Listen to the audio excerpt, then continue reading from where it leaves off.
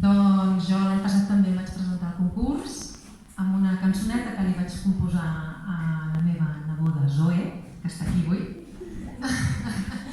Ella era molt petitona quan la vaig composar, ara ja està feta una doneta, però bueno, la cançó encara hi és per recordar-nos l'experiència.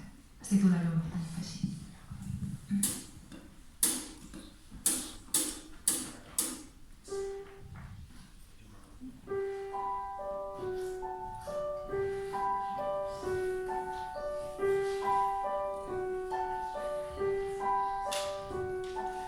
És com una espurna, és com un llampec, jo tinc una llumeta i la deixaré